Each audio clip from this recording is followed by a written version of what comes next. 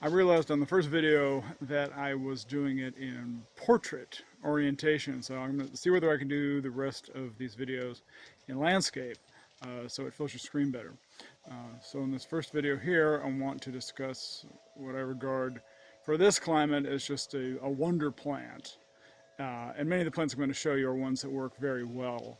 But this one has several examples, and I think that they'll probably work very well. Again, if you have sort of a mild climate. Again, this is 8B, but anything where you don't get a really hard freeze or you have sort of a woodland setting, this plant will be a real lifesaver. This is Oregon grape, Mahonia aquifolium.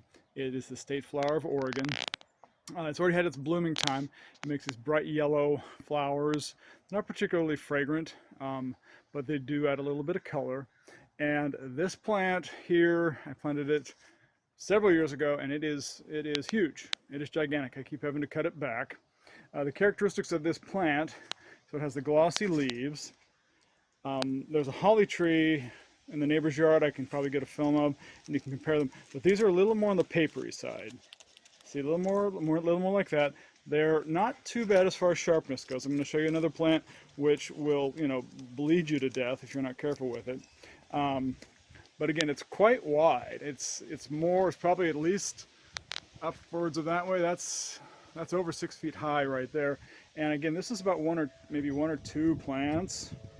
So it's nice and big. It makes the flowers produce these little bluish berries. They are edible but not palatable, which means you can chew them, you can swallow them. They won't kill you, is my understanding, but they just don't taste that great. But I guess if you're starving in the woods, whatever you want. And so here, this is new growth. This is very soft, very, very nice. This is all new growth right here. Nice and soft baby green. And here's woody growth right here. So I've cut this thing back a few times, which tells me that this is just a perfect site for it. So it's getting east-facing sun, so probably just a few hours of sun a day.